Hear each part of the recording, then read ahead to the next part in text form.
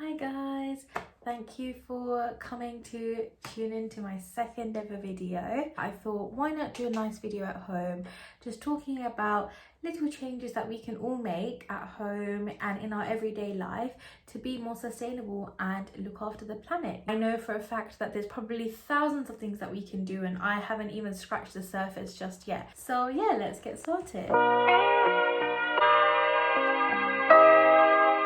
Okay, so I have tried to put everything into categories. I'm going to try and just zoom through everything that I have. So the first thing that I definitely will recommend, that I think is probably one of the easiest things that everyone can do, is this: to get a reusable water bottle, or this, to get a reusable flask. And the point of this is to reduce the overall amount of plastic that we are going to buy. I think that that is a great starting point for everyone.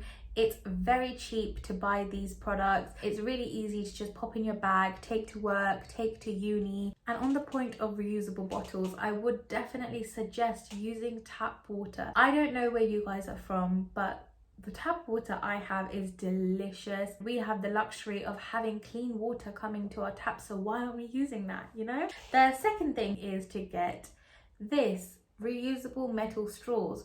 Or I have seen Nana Florence mention that she prefers bamboo straws. These are really easy to wash. The next thing that I would suggest is switching off your appliances when you're not using them. I think that that's something that is a very easy thing to do that will make such a big difference, and it's cost effective for you too. You're going to be ending up paying a lot less in your electricity bills. The next thing is to dry your washing on a drying rack or on a washing line in your garden instead of using a dryer. It just saves a lot of electricity. You use energy efficient light bulbs around your house. The next thing is to use less water at home. For example, reduce the amount of time you spend in the shower. That's probably going to be the most difficult thing for me to do. I use up all the hot water, and that's a really bad habit I have. So another thing is to turn off the tap, for example, when you're brushing your teeth, when you're washing your face with face wash.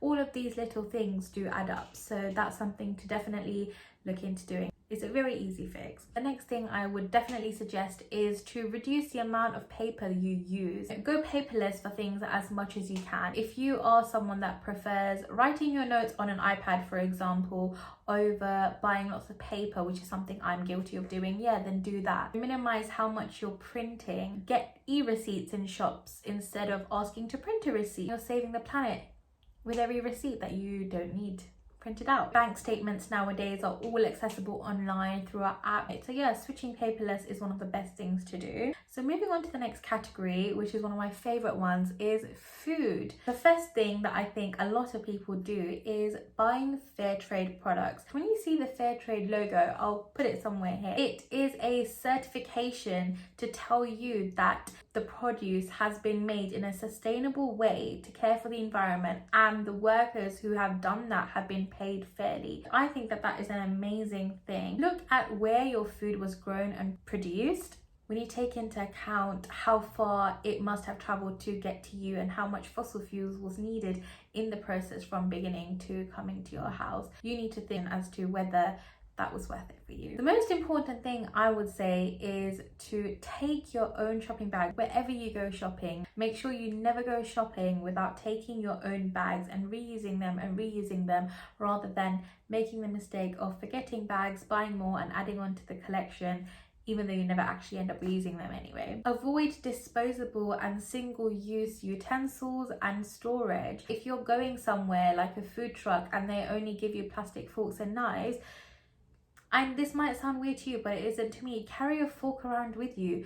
Especially when I'm at uni, I used to do this all the time. It comes in handy in situations you wouldn't expect, you know. The next thing is to repurpose your glass jars. Let me show you an example. This originally was a Dolmio bolognese pasta sauce jar that I originally was planning on putting a few flowers in there and using it as a vase, but now I use that as my watering can for my plants on my windowsill in my bedroom. It's important to remember that even though glass is much better than plastic in terms of landfill, the amount of energy needed to make glass jars, for example, is still significant, that one use is just not gonna cut it anymore. My mum reuses all of our glass jars by putting in all of our spices in them. If you have the privilege of having a garden, if you'd like to grow plants or to grow your own food, you can buy basil plants or rosemary, thyme, green chili plants, and you can just plant them in your garden. And instead of having to go to Tesco and buy them when they're in a plastic pack, you can just snip them off from your trees in the garden. I think this is the most obvious thing that everyone knows, is to recycle everything and anything that you can. Trust me, every little does help. Compost your leftovers, especially if you have a garden with plants and food and trees.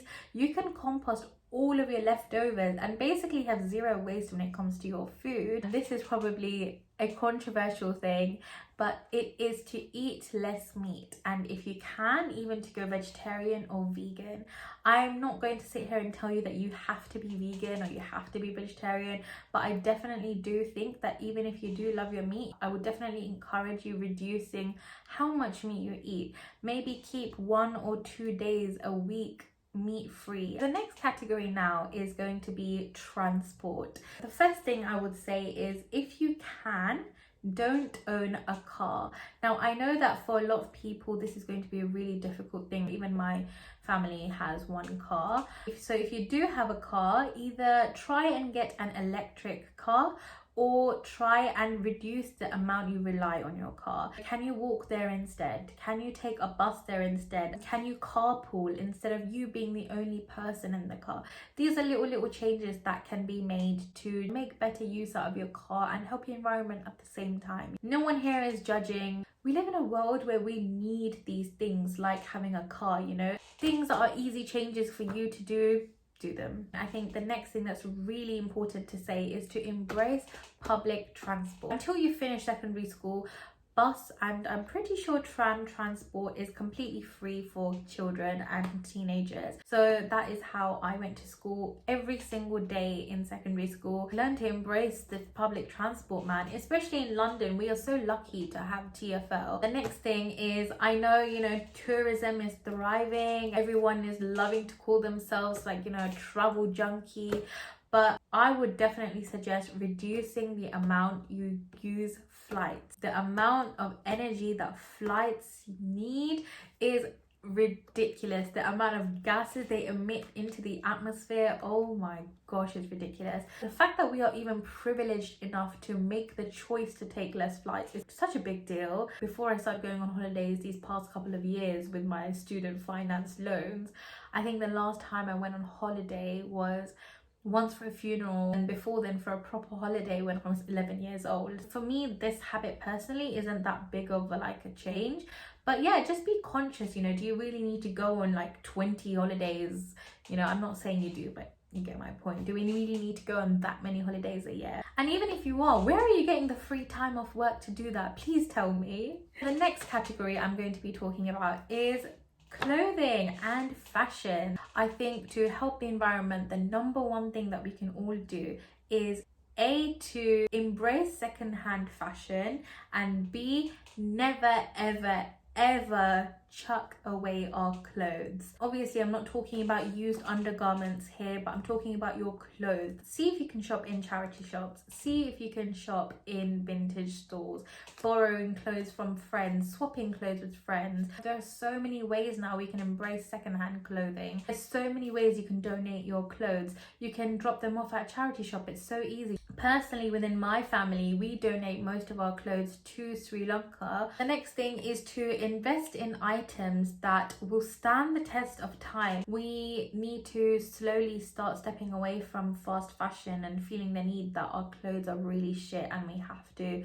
buy new clothes all the time. I understand a lot of sustainable brands are really expensive. I get it. Nobody's saying that we have to be buying from these brands, especially if we can't afford it. Within our own budget and within reason, we just need to be buying things that, even if it was from a brand that isn't necessarily the most ethical, tell yourself, you know, in 5 years, am I still gonna like this? And then make the choice of whether you want to buy it or not. The next thing is to reduce the amount you wash your clothes. Learn the basics of sewing. I'm so lucky that as a kid, my grandma taught me how to sew. I really do want to learn to, you know, make my own clothes and fix my clothes instead of wanting to chuck something straight away the second it has a hole. With learning a good set of sewing skills, I would definitely suggest thrift flips. We love watching these aesthetic thrift flip videos on YouTube. You can do it too. You can literally do the exact same thing. If you have a dress that you're kind of bored of, you can turn it into a cord set yourself. It's really not that hard once you learn the basics of sewing. The final category is makeup and skincare. So first of all is to obviously, where you can, look into cruelty-free brands. And on top of that, embrace going makeup free as much as you can. I'm sure because of lockdown, a lot of people have been embracing being makeup free because we're not leaving the house. The next thing is to look into brands that encourage collecting your containers. For example, Lush in the UK, they have a scheme where I'm sure you get some sort of offer or something if you collect the tubs with the products that you buy. I think that is a great thing, and I definitely want to be getting into that. I have so many bottles I throw away as soon as my skincare finishes. The next thing is to use reusable cotton pads. I bought a pack of bamboo pads. I think I got like 20 or 30 in the pack, and all you have to do is, once you're done using them, pop them in a bag that comes with the box, and you just pop it in the wash alongside your clothing and it comes out clean. Buy bigger bottles and buy it less often rather than buying smaller bottles and more often. And this is only a benefit to you because it's going to be cheaper for you in the long run. My shampoo bottles are almost 1 litre in size. Again, the next one is going to be a controversial one, but it is to use reusable pads or general sanitary products when you are menstruating, if you are a girl. Have any of you guys ever tried a menstrual cup? And if you have, let me know how it's been. The next thing is to air dry your hair as much as you can instead of using a blow dryer. So my hair kind of looks like crap right now because it's like half dry and half wet because I washed my hair a couple of hours ago.